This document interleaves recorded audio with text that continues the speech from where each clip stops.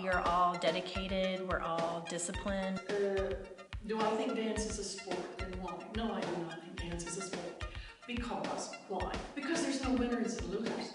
Do you think that dance is athletic? Unlike some sports, you are required in dance to also be artistic. What does it take to become a dancer? Well, there are certain skills such as unwavering determination, steely willpower, and ability to control your emotions. It has been said that ballet is harder than many sports. Rock solid self-discipline, tenacity, good health, a strong body, the ability to focus on a long-term goal. It's like making sculptures that move. My name is Shannon Tate. Hi, my name is Faith Jones. My name is Krista Beecham. Hey, my name's Steven Loch. My name is Deborah Weaver.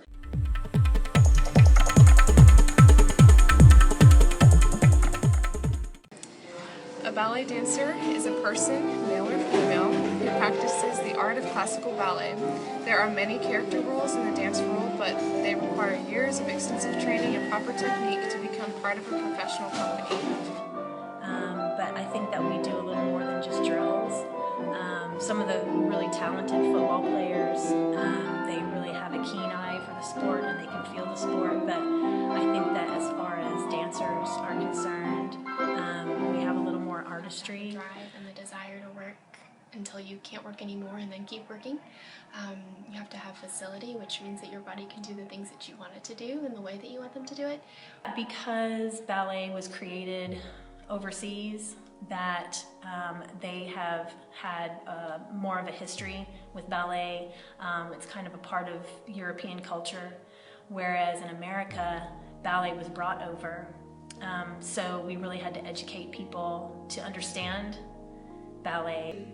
Due to a lack of federal and state government funding and support, there's much less interest overall from the general American public. For example, in Europe, when you work for one of the large state-supported theaters, as I was lucky enough to do, you're treated as a normal employee of a business. You're paid year-round, including paid vacations. You have two-week vacations paid twice a year, except in Germany 3 times a year. Woohoo, that's why people like to work in Germany. And you have full health care coverages, and most importantly, you have a pension, something which doesn't exist in America at all, even in other professions. In Europe, it's possible to live a normal life as a professional dancer, buy a car, purchase a home, furnish it, get a loan from a bank, and have a family. You're viewed as a respected member of society, whereas in America, unfortunately, it's often considered little more than a hobby or a leisure activity or something fun for little girls to do. Many of the major training facilities in America, because of lack of government funding, have to be privately owned and are forced to run as a not-for-profit business, which limits a great deal what they're able to do. Often the teachers, who are usually highly overqualified for these positions, such is the case here at Ballet Conservatory, have to have a day job to pay the rent and buy the groceries, even while they have to work in the evening till 10 o'clock at night for very little money. There are so few professional full-time companies in the United States that can offer a livable salary for their performing artists that it's still rather sad. I mean, you could count them on one hand.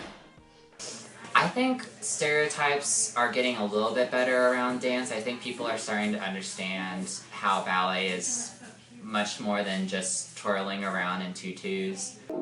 one thing I would encourage people to do is to kind of get a background look. When you actually watch people taking class or see them in rehearsals, you realize that there is a lot that goes into just a 2-minute dance, and the corrections that take place and the things that people have to do to make it look effortless have to be healthy.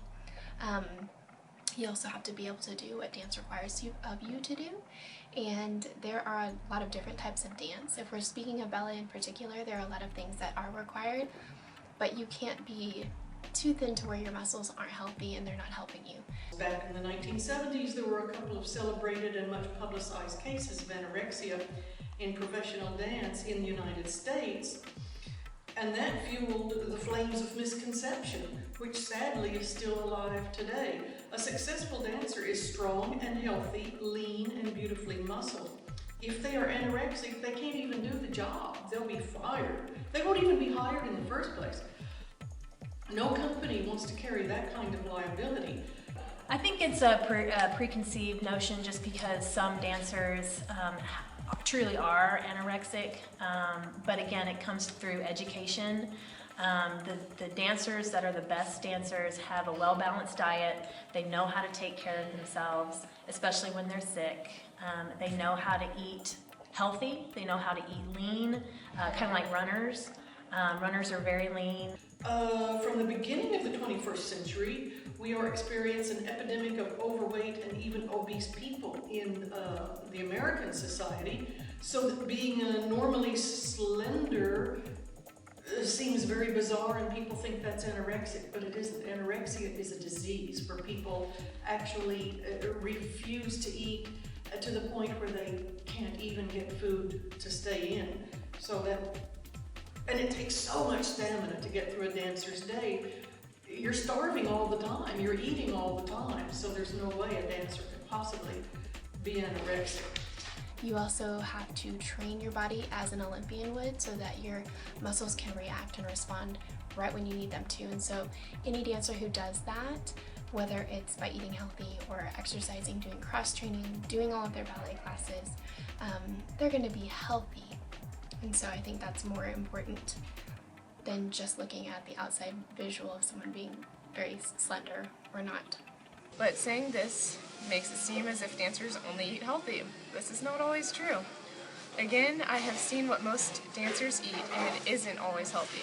You have to enjoy challenging things. You have to understand music and actually have an innate sense of musicality and rhythm. A need to communicate through movement. Not that you want to, you have a need to communicate that way. You have to actually enjoy training around no breaks and enjoy giving lots of attention to tiny, tiny details and repetition of the same thing again and again. A highly developed sense of a kinesthesia, a good kinesthetic sense. You have to be ready to work, especially without reward or fame or even very much financial security. You have to possess the ability to transmit through movement something greater than the self or the ego. And lastly, you actually have to have some talent. We tell stories with our dances. It's like making sculptures that move. Okay, so there's your head. Okay, elbows are sharply drawn up. Does it look like elbows? Okay, you have your body, it's curved. So you're contracted. I know you can't see that from the front. And then you can do this in a bunch of different positions. You can jump it.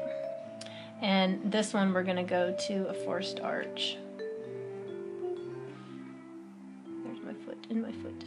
Okay. And so it looks like you're flying. Okay. So your elbows are going upwards. Right? Your energy is going out at your knees. And you're on your forced arch. Feet. Okay. And that's your torso. A dancer has to be in control of each and every muscle in his/her body in order to make everything look effortless. The soda shot, or the big jump, the great jump, the grand jeté in ballet is not quite like jumping hurdles.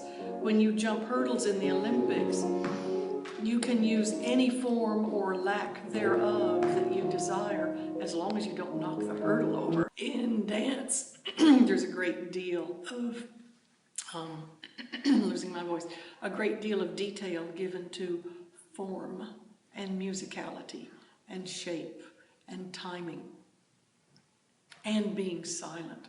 So that would be the great deal of difference there. Dance takes just as much strength and energy, stamina as any other sport does, and I believe this is why football players begin taking some dance classes in order to stay fit and help with coordination and flexibility.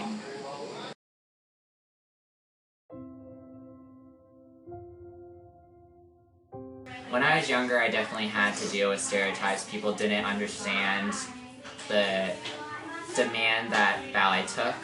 They didn't understand how athletic it was and how it's equal to a lot of professional sports. But I think it's getting a lot better. I still think, you know, they're still there, but it's on its way out, which is really nice. I think people, every time I meet someone, they always think it's so cool that I'm a ballet dancer, and they know how athletic it is and how exciting it can be. I think just football is a lot more popular with boys than ballet is. So in a way, to be a boy in ballet, you have to have more discipline because there's not a lot of guys around you to help support you.